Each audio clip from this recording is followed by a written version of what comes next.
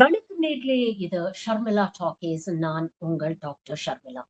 நீட்டு 2026 யூஜிக்கான தேர்வு முழுமையாக ரத்து செய்திருக்கிறது ஒன்றிய அரசு.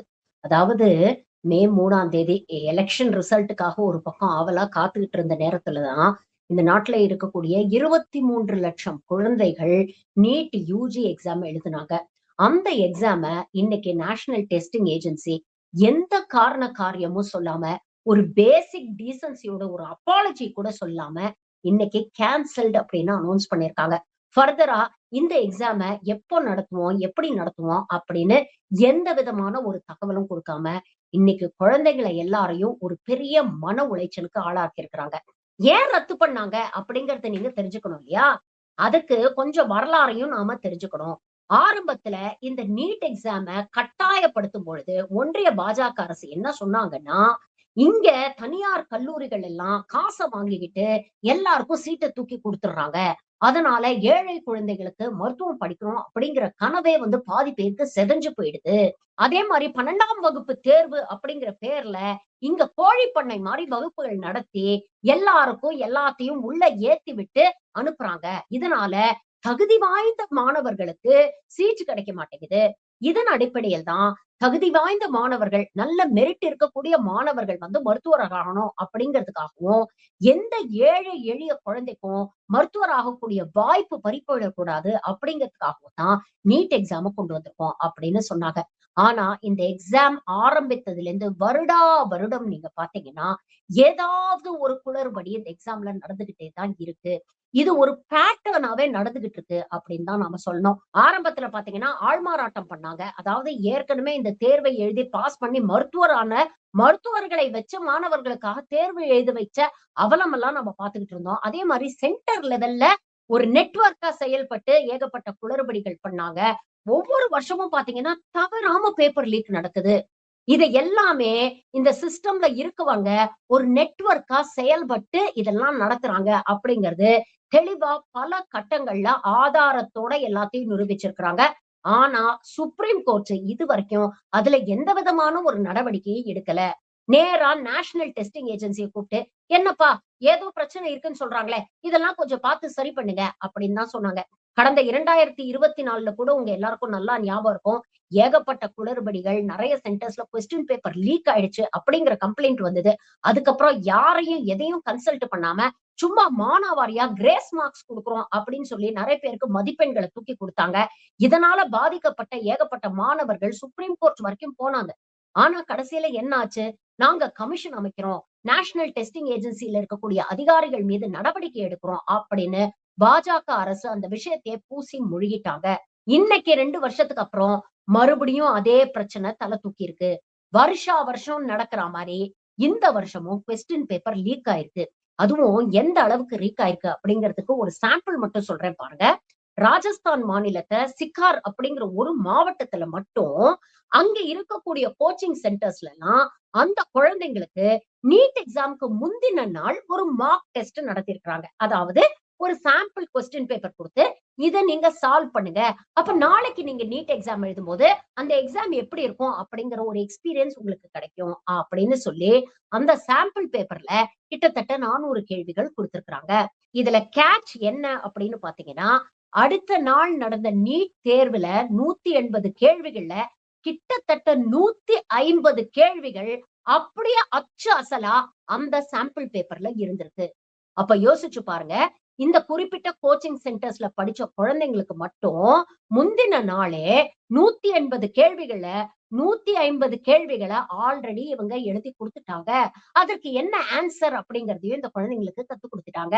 அப்ப 150 இன்டூ 4 ஒரு கேள்விக்கு 4 மதிப்பெண்னா, ஆல்ரெடி 720 மதிப்பெண்ல அவங்களுக்கு 600 மதிப்பெண் கன்ஃபர்ம்ட். மத்த குழந்தைங்களோட நிலைமைய யோசிச்சு பாருங்களேன். இது ஒரு பக்கம்னா, இன்னொரு பக்கம் நீட்டுக்கான கேள்வித்தாளை ஒரு கேள்வித்தாளுக்கு ரூ. 5,00,000 வரைக்கும் சொல்லி ஆன்லைன்ல விற்பனை பண்ணியிருக்கிறாங்க.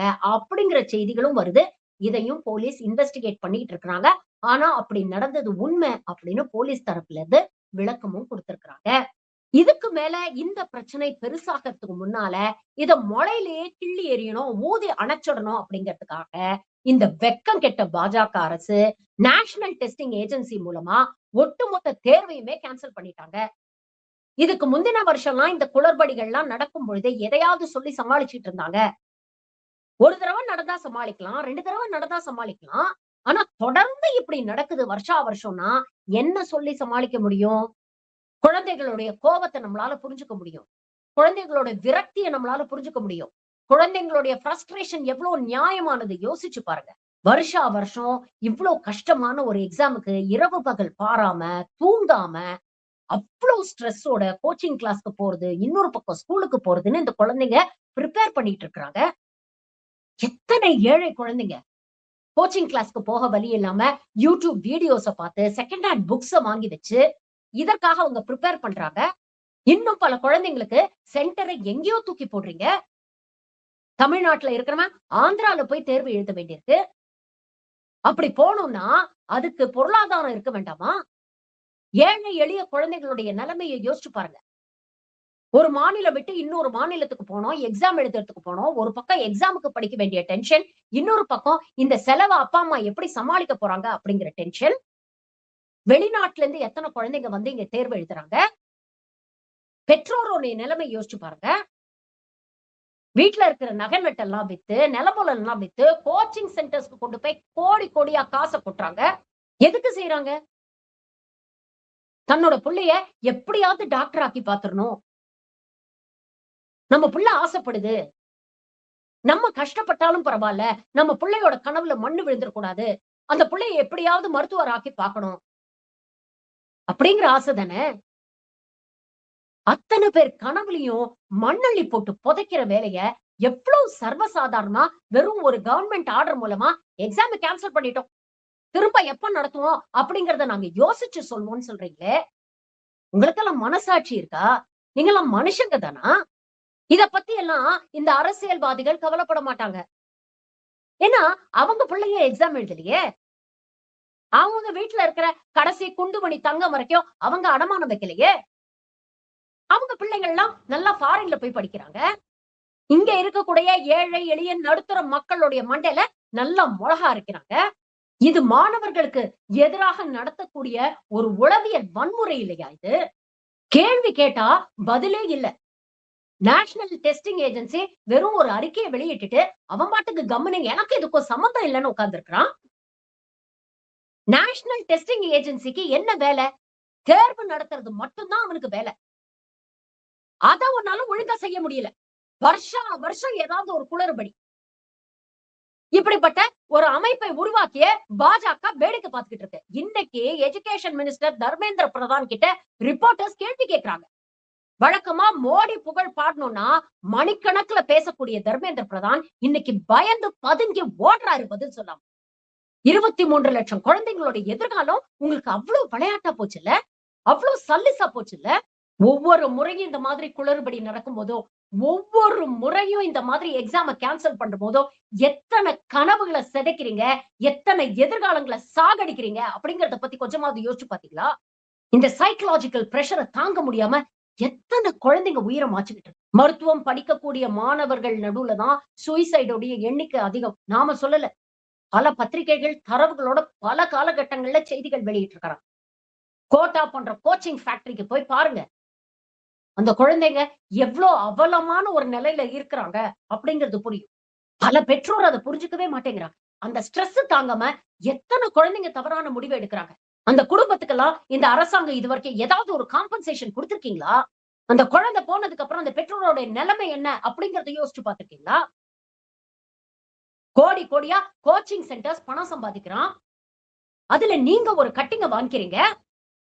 பத்தாததுக்கு ஒரு எக்ஸாம நேர்மையா நடத்த துப்பில்லாம இவ்வளவு குளறுபடி பண்ணி இஷ்டத்துக்கு மாணவர்களுடைய எதிர்காலத்தோட விளையாடிட்டு இருக்கீங்க. இதெல்லாம் யார் அக்கௌண்டபிளா நிறுத்த போறீங்க? இதற்கெல்லாம் யாரு பதில் சொல்லணும்? யாரு பொறுப்பேத்துக்கணும்? யோசிச்சு பாருங்க. நேஷனல் டெஸ்டிங் ஏஜென்சிங்கிற ஒரு அமைப்பு எக்ஸாம் நடத்துறது மட்டும்தான் உங்க வேலை. அத உங்களால ஒழுங்கா நடத்த முடியலன்னா அப்படிப்பட்ட ஒரு ஏஜென்சி எதற்கு? அப்படிப்பட்ட ஒரு எக்ஸாம் எதுக்கு? 12 வருஷமா பிஜேபி ஆட்சியில இருக்கு. வருஷா வருஷம் இப்படி நீட்ல குளறுபடி நடக்குது. என்டிஏ மேல என்ன நடவடிக்கை எடுத்திருக்கீங்க? இப்படிப்பட்ட ஒரு அமைப்பை கலைச்சு தொலைங்களேன். இப்படிப்பட்ட ஒரு தேர்வே தேவையில்லைன்னு வைங்களேன். வருஷா வருஷம் ஏதாவது ஒரு சாக்கு சொல்லி எதையாவது ஒண்ணு பூசி மொழிகி எத்தனை எதிர்காலத்தை சாகடிப்பீங்க இந்த மாதிரி. மோடி அவர்கள் மேடை மேடையா பேசுறாரு. குழந்தைகளோட எதிர்காலம் தான் முக்கியம். ஒரு வலுவான இந்தியாவை உருவாக்குவோம். அமிர்த்கால் உருவாக்குவோம். விக்சித் பாரத் உருவாக்குவோம் அப்படின்னு. இப்படி திருட்டுத்தனம் பண்ணி எக்ஸாம்ல பாஸ் ஆயி வந்து மருத்துவம் படிச்சா அவன் உண்மையிலேயே விக்சித் பாரத் உருவாக்குவானா? யோசிச்சு பாருங்க. இதனால யாருக்குங்க நஷ்டம்? பெரிய பெரிய அரசியல்வாதிகளுக்கு நஷ்டம் இல்ல. இப்படி திருட்டுத்தனம் பண்ணி மருத்துவம் படிச்சுட்டு வந்தவன் எந்த லட்சணத்துல அந்த மருத்துவத்தை படிப்பான்? எந்த லட்சணத்துல நமக்கு வைத்தியம் பார்ப்பான்? அதை யோசிச்சு பாருங்க. ஒரு மருத்துவர்கிட்ட எந்த அடிப்படையில போய் நம்ம உடம்புல இருக்கிற வியாதியை நம்ம சொல்றோம்? நமக்கு நல்லா மருத்துவம் பண்ணுவாங்க, நம்ம உயிரை காப்பாத்துவாங்க அப்படிங்கிற அந்த நம்பிக்கையில. இப்ப பாஸ் பண்ணி வரக்கூடிய பெரும்பாலான மருத்துவர்கள நம்மளால உண்மையிலேயே நம்ப முடியுமா? ஆமா, நான் எம்பிபிஎஸ் முடிச்சுட்டேன், எம்டி முடிச்சுட்டேன்னு சர்டிபிகேட் காட்டுவாங்க. ஆனா அந்த சர்டிபிகேட்ட எப்படி வாங்குனாங்க அப்படிங்கிற ஒரு கேள்வி இருக்குல்ல. குறைந்தபட்ச நெறி, குறைந்தபட்ச நேர்மையாவது வேண்டாமா? இப்படி ஒரு சில மாணவர்கள் பண்றதுனால எத்தனை லட்சம் மாணவர்களுடைய வாழ்க்கை பாதிக்கப்படுது. இப்ப அடுத்த டேட் என்ன அப்படிங்கறதையாவது பொறுப்பா அனௌன்ஸ் பண்ண வேண்டாமா? அடுத்து என்ன நடக்க போகுது? இப்போ எழுதின எக்ஸாம வச்சுதான் இந்த தேர்வை முடிவு செய்ய போறாங்களா? ரிசல்ட்ஸ வெளியிட போறாங்களா? போன வாட்டி மாரி ஏதாவது கிரேஸ் மார்க்ஸ குடுத்து பல லட்சம் மாணவர்களோட வாழ்க்கையில மண்ணள்ளி போட போறாங்களா? அப்படிங்கிற கவலையில ஒவ்வொரு வீட்லயும் ஒவ்வொரு ஸ்டூடெண்ட்டும் உட்கார்ந்து இருக்காங்க. தலையில கைய வச்சுக்கிட்டு. இதற்கெல்லாம் இந்த அரசாங்கம் ஏதாவது பதில் சொல்ல முடியுமா? இல்ல சொல்லும்படியான பதில் உங்ககிட்ட இருக்கா? குழந்தைங்க கிட்ட ஒரே ஒரு விஷயம் தான் சொல்லணும். நம்பிக்கைய மட்டும் என்னைக்குமே விட்டு குடுத்துறாதீங்க. இந்த நேரத்துல உங்களுக்கு அட்வைஸ் பண்றது அப்படிங்கிறது எனக்கே ரொம்ப சங்கடமா இருக்கு. ஏன்னா, உங்களோட சைக்காலஜிக்கல் பிரஷர் என்னங்கிறது என்னால புரிஞ்சுக்க முடியும். அத நீங்க எப்படி கடந்து வர போறீங்க அப்படிங்கிற கவலையில தான் சொல்றேன். குழந்தைங்களா don't loose hope. Use your voice instead. 2024 மாணவர்கள் தெருவுல இறங்கி போராடினதுக்கு அப்புறம் தான் இவங்க குளறுபடி நடந்தது அப்படிங்கிறதையே ஒத்துக்கிட்டாங்க. சுப்ரீம் கோர்ட் வரைக்கும் எத்தனை மாணவர்கள் போய் போராடினீங்க? ஆனா அதுக்கெல்லாம் பலன் கிடைக்கல. ஊத்தி மூடிட்டாங்க. ஆனா அதற்காக உங்க குரல் அடங்கிடக்கூடாது. தொடர்ந்து இது போன்ற விஷயங்கள்ல நீங்க தான் கேள்வி எழுப்பணும். ஏன்னா, இது உங்க எதிர்காலம் சம்பந்தப்பட்ட விஷயம். உங்களுக்கு அப்புறம் வரக்கூடிய அடுத்தடுத்த சந்ததிகளுடைய எதிர்காலம் சம்பந்தப்பட்ட விஷயம். கேள்வி எழுப்புங்க. நீங்க எல்லாரும் சேர்ந்து கேள்வி எழுப்புனீங்கன்னா, அவங்களுக்கு பயம் வரும். பதில் சொல்லணும் அப்படிங்கிற ஒரு ரெஸ்பான்சிபிலிட்டி, ஒரு அக்கவுண்டபிலிட்டி அவங்களுக்கு வரணும்னா, நீங்க கேள்வி கேட்கணும். உங்களுக்காக நாங்க கேள்வி கேட்டா பத்தாது. உங்களுக்காக எந்த மீடியாவும் கேள்வியும் கேட்காது. உங்களுக்காக எந்த அரசியல்வாதியும் குரல் எழுப்ப மாட்டாங்க. உங்க எதிர்காலத்துக்காக நீங்க தான் பேசணும். பேசுங்க. நன்றி. வணக்கம்.